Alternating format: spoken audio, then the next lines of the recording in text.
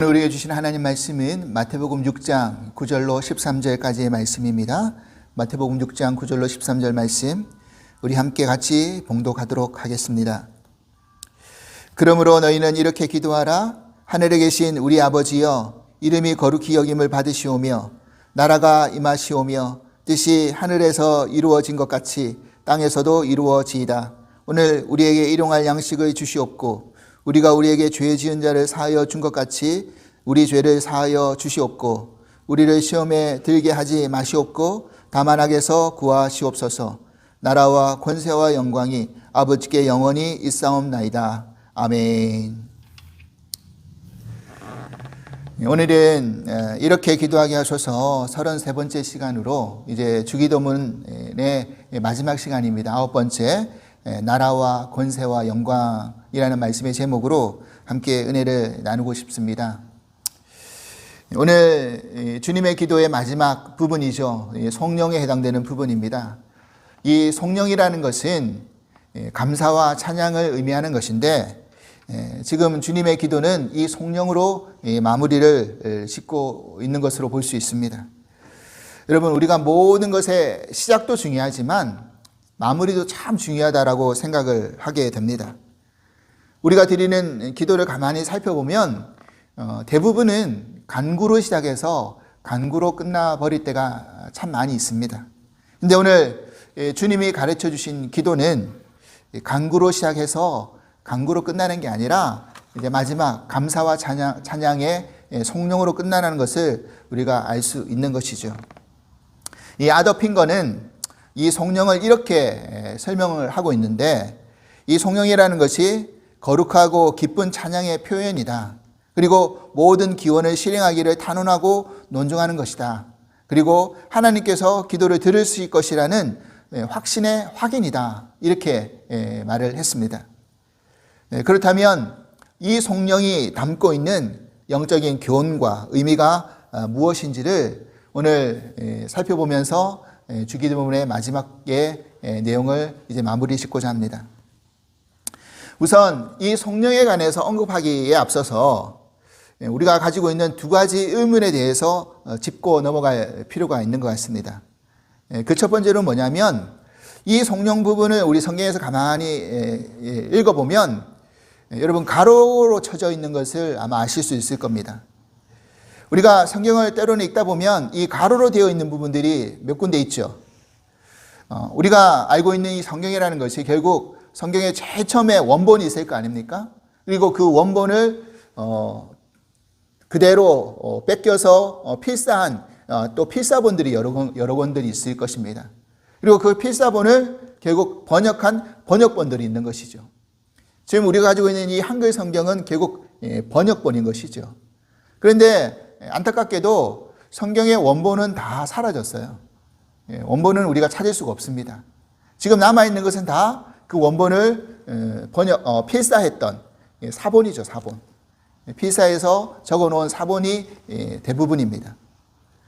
근데 지금의 성경으로 이제 공인이 된 것은 그 필사본 중에 유력한 필사본, 그리고 그것을 이제 번역했던, 그렇게 해서 가다듬고 수정해가지고 이제 그것도 이제 한 번에 정해진 게 아니라 여러 번에 걸쳐가지고 이제 우리가 가지고 있는 이 성경이 된 것이죠. 사실 우리는 한글 개혁의 어떤 성경의 세대였죠. 개혁 한글의 세대였는데, 과거에 우리가 성경을 읽어보면 아시겠지만 한문들이 참 많이 있었어요. 그러다 보니 한글인데도 읽으면 무슨 뜻인지 모르는 그런 내용들이 많이 있었습니다.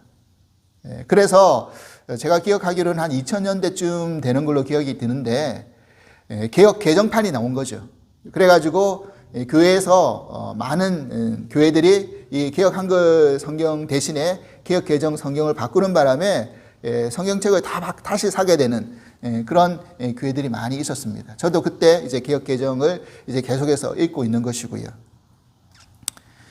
아마도 이제 현대적인 언어에 맞춰서 이제 성경도 계속해서 수정되어 가는 것입니다. 물론 자주 있는 것은 아니고 권위 있는 학자들이 모여가지고 정말 몇십 년에 한 번 있을까 말까 그런 수정 작업을 거쳐서 이렇게 나오는 것이죠. 여러분, 우리가 알고 있는 영어 성경도 버전이 여러 가지가 있는 것을 아시죠? 그 중에서 킹 제임스 버전이 그래도 권위 있는 버전이다라고 하면서 많은 분들이 읽고 있지만 그 외에 여러 버전들이 많이 있습니다.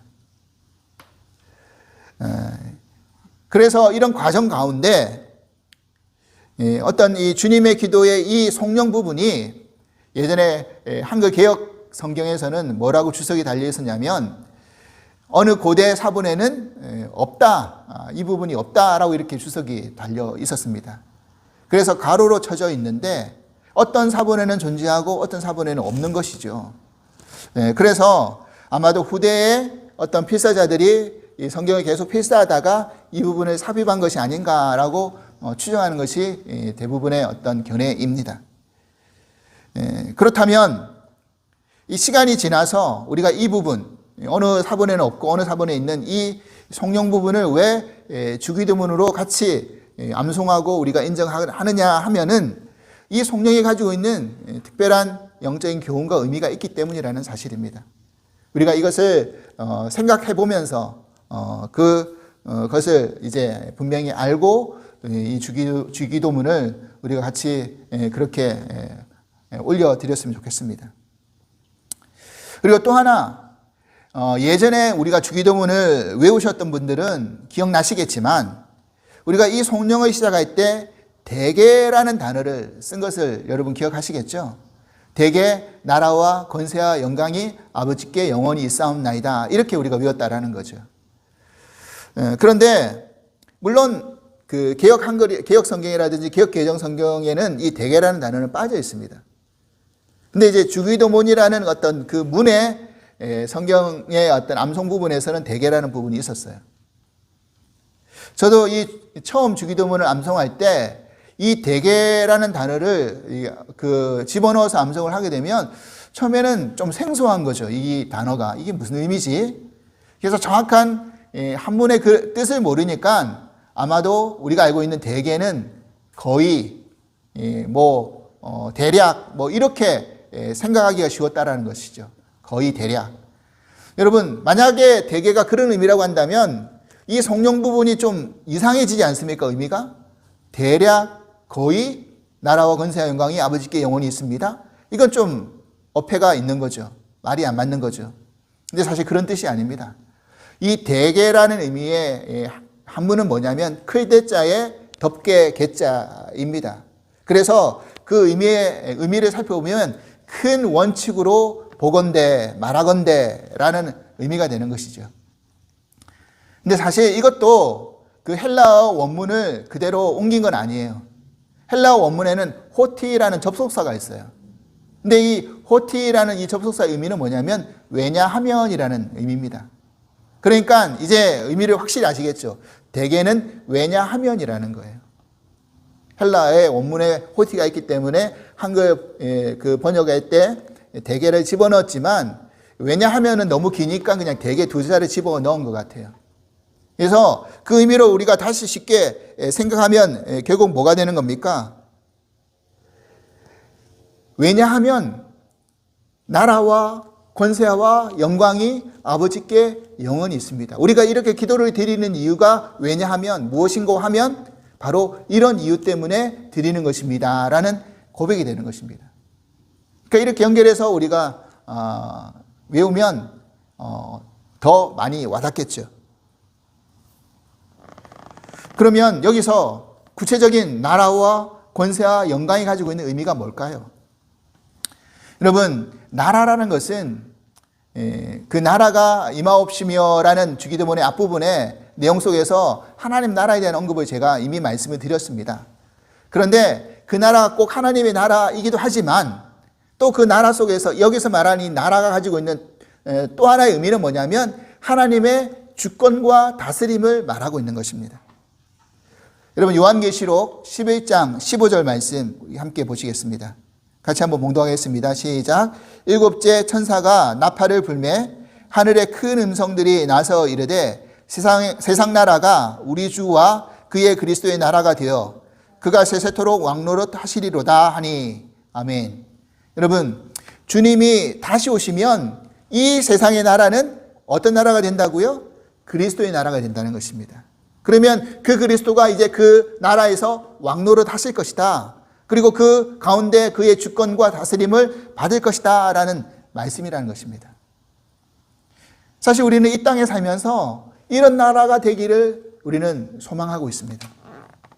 주님이 오시기 전까지 공중권세 잡은 자들이 이 세상을 다스리고 좌지우지하는 것 같지만 주님이 다시 오시면 이 세상의 모든 권력자, 권세는 주님 앞에 다 복종할 수밖에 없을 것입니다. 우리는 그때까지 이 악을 넘어설 수도, 때로는 넘어질 수도 있지만 영원히 패배하지 않는 이유가 바로 여기 있다는 사실을 잊어서는 안 됩니다. 또한 권세라는 의미는 헬라어 두나미스라는 단어인데 이게 바로 능력, 권능을 의미합니다. 그러니까 결국 이 권세는 하나님의 강하시고 능하신 그런 손의 권능을 의미하는 것이죠. 역대상 29장 11절 12절 말씀 제가 읽어보겠습니다. 여호와여 위대하심과 권능과 영광과 승리와 위엄이 다 주께 속하였사오니 천지에 있는 것이 다 주의 것이로소이다. 여호와여 주권도 주께 속하였사오니 주는 높으사 만물의 머리심이니이다.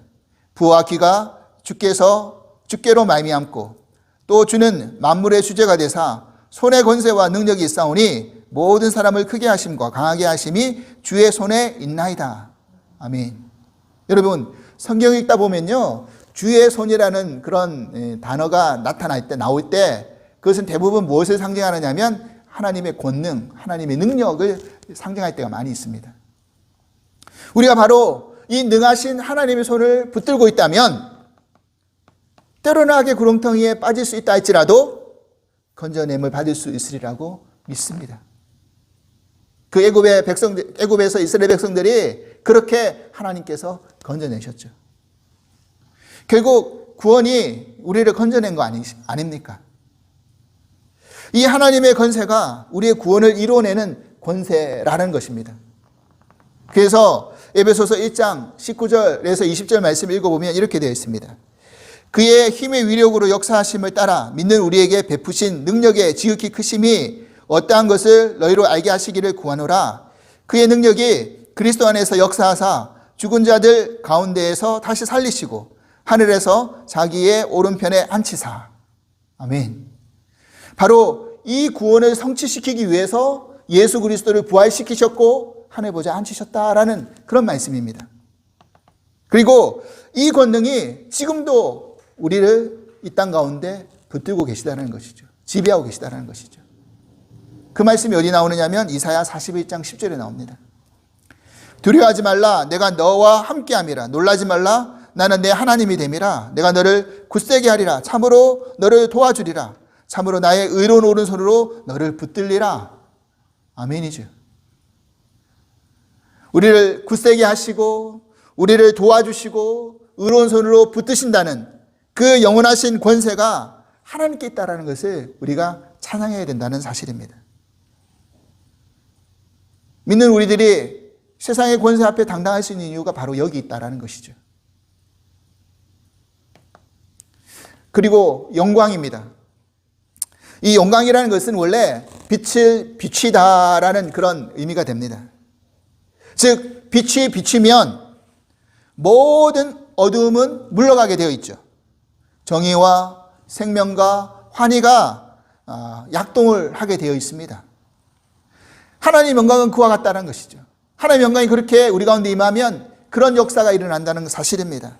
그러면 피조물인 우리의 그 하나님의 영광이 비춰질 때 우리가 그렇게 영화롭고 빛을 발할 수 있는 그런 존재가 될 수 있다는 사실이죠. 여러분 제가 지난 시간에도 말씀드렸지만 우리를 예수님께서는 세상의 빛이다라고 명명해 주셨죠. 하지만 우리에게는 빛을 낼 수 있는 재료도 자원도 능력도 아무것도 없다라고 제가 말씀드렸습니다. 우리 스스로는 그런 에너지가 없어요. 제가 미국에 살면서 몇 가지 신기했던 경험들 중에 하나가 뭐냐면 별것 아닐지는 모르겠지만 이상하게도 보름달이 한국에서 볼 때보다 아주 크게 보였습니다. 너무 가깝고 크게 보름달을 본 거죠. 뭐 지금 추석이라 한가위가 이제 보름이 뜨지만, 제가 며칠 전에 이제 프리웨이를 타고, 며칠 전이 아니죠. 언젠가 이제 프리웨이를 타고 집으로 이제 오는데 밤에 프리웨이 왼쪽 편에 보름달이 크게 떠 있는 거예요. 그래서 그 보름달을 보면서 야, 정말 크다. 어떻게 저렇게 크게 있지? 근데 마치 어떤 착각이 드느냐면, 내가 차를 몰고 조금만 저기 더 가까이 가면 보름달이 가까이 잡을 수 있는 정도의 착각이 들 정도로 눈앞에 크게 펼쳐져 있는 거예요. 그런데 여러분, 그렇게 달이 가까이 환하게 보일 수 있는 게 달이 스스로 빛을 내서 그럴 수 있는 것이었습니까? 그거 아니죠. 달이 스스로 빛을 내는 게 아니라 태양의 빛을 반사해서 우리에게 그렇게 빛나는 것처럼 보여지는 것이죠. 우리에게 하나님의 영광이 비추어 있때 우리도 그러할 수 있다는 것, 그렇게 빛을 낼 수 있다는 것을 잊지 말아야 되는 것입니다. 그러니까 우리가 이 땅 안에서 누리는 영화가 내가 이루어낸 것이 아니라, 그렇게 착각하지 말고 그 영광을 다 누구에게 돌려야 하는 것입니까? 그렇습니다. 하나님 앞에 영광을 돌려야 되는 것이죠.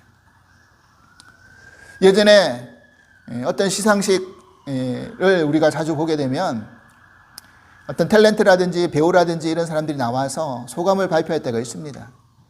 그러면 어떤 사람들의 소감 가운데는 항상 이런 소감을 이야기할 때가 있습니다. 먼저 하나님께 영광을 돌립니다. 그러면 이제 우리는 알죠. 저 사람이 교인이구나, 교회를 다니는 사람이구나, 크리스찬이구나. 처음에는 몰랐지만 이제 대중 앞에서 자기가 하나님 믿는 사람인 걸 이제 밝히는 셈이 되는 것이죠.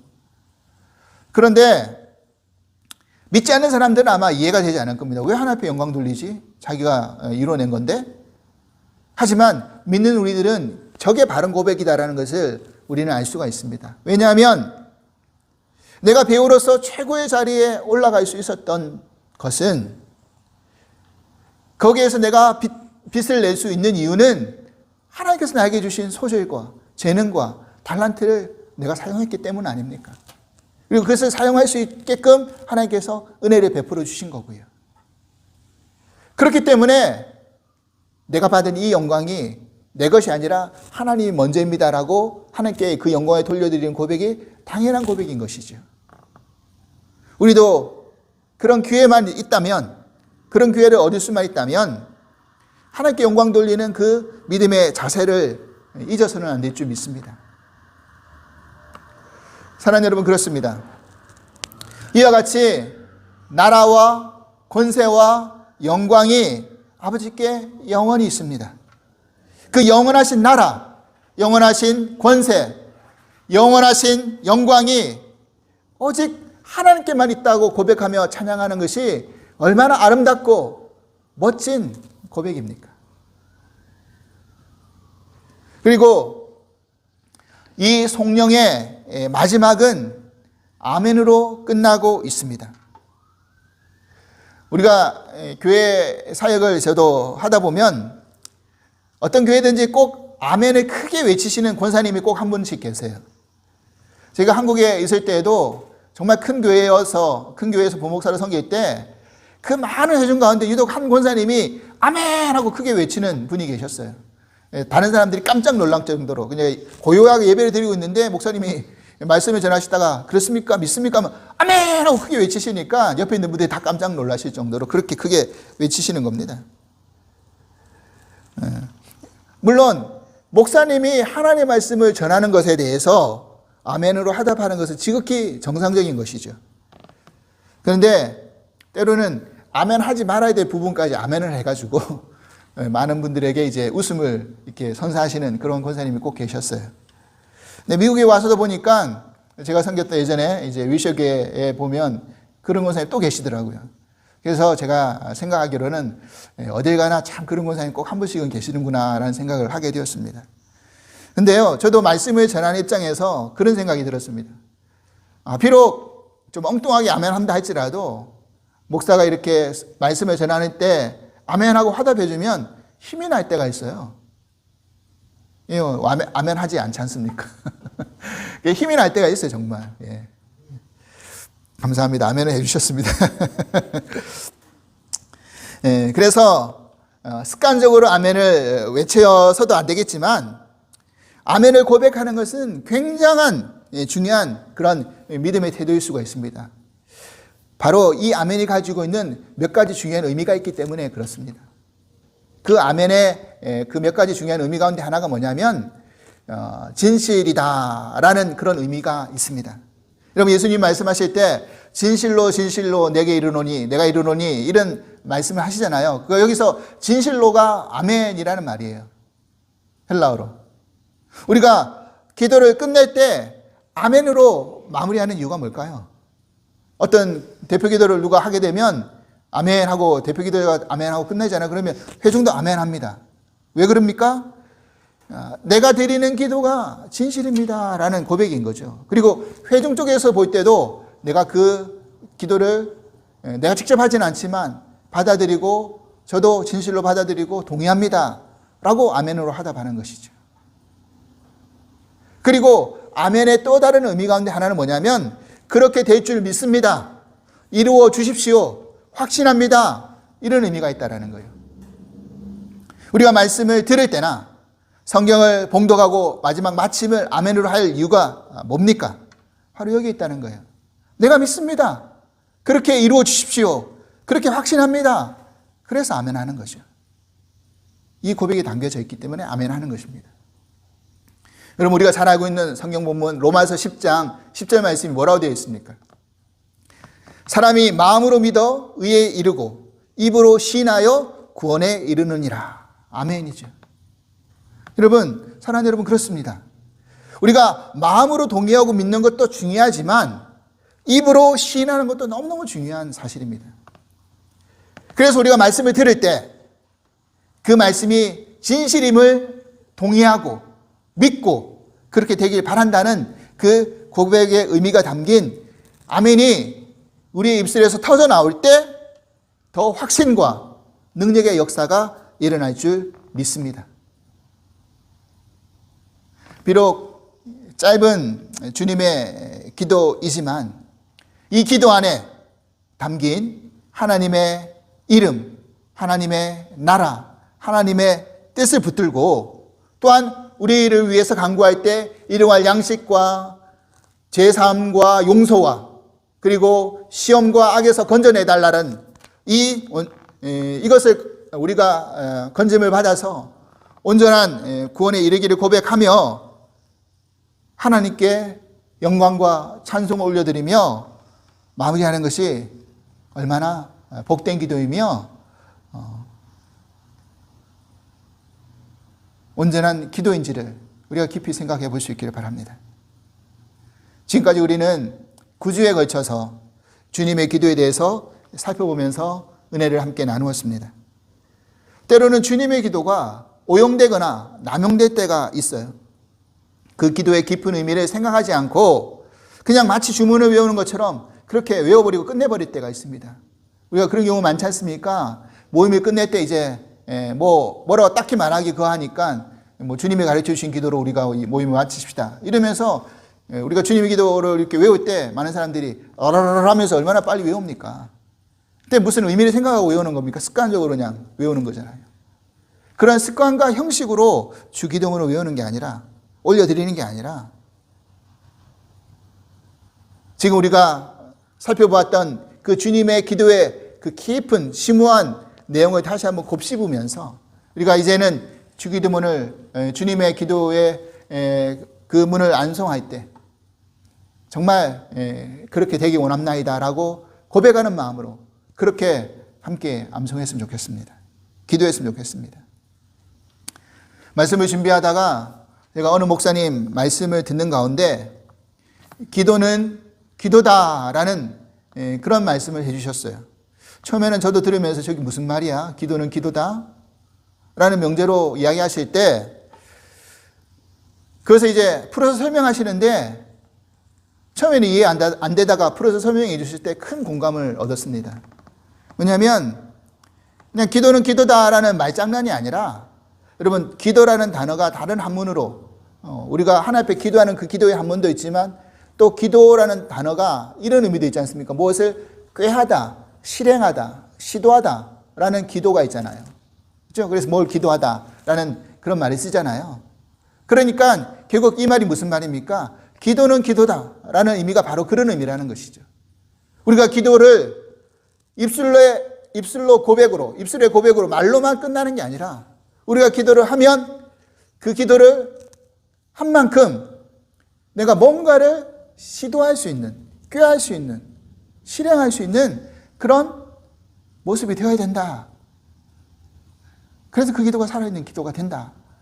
라는 말씀을 하실 때 참 공감을 하게 되었습니다. 사랑하는 여러분, 그렇습니다. 우리가 주님의 기도를 하나님 앞에 올려드릴 때 단순한 간구로 그냥 끝내는 게 아니라 그 간구에 담긴 그 깊은 의미를 생각하면서 그리고 우리가 할 수 있는 실천의 그 일들이 무엇인지 그 일을 위해서 한 발자국 내디딜 수 있는 저와 여러분이 될 수 있기를 주님으로 간절히 축원합니다. 기도하겠습니다. 하나님 아버지 감사합니다. 주님이 가르쳐 주신 주님의 기도를 깊이 우리가 생각하면서 살펴볼 수 있는 은혜를 주심에 감사를 드립니다. 우리가 습관적으로 그냥 외웠던 그 기도 문안에 담겨진 그 깊은 의미가 너무나 숭고하고 심오하고 또 하나님의 크신 구원의 계획이 있다는 것을 깨닫게 되었습니다. 우리가 그 주기도문의 깊은 의미를 다시 한번 마음 가운데 새기면서 하나님 앞에 영광과 찬양을 올려드리고 오늘 마지막 성령을 하나님 앞에 올려드리는 것처럼 우리가 그런 마음으로 하나님 앞에 감사 찬양할 수 있는 은혜를 허락하여 주시옵소서. 그리고 그냥 단순히 말로만 끝마치는 기도가 아니라 그 기도의 내용 속에서 우리가 이 땅 속에서 할 수 있는 일이 무엇인지를 살펴보면서 그 일을 위해서 한 걸음 내디딜 수 있는 믿음의 삶의 모습을 살게 하여 주시옵소서. 감사하며 예수 그리스도 이름으로 기도합나이다. 아멘.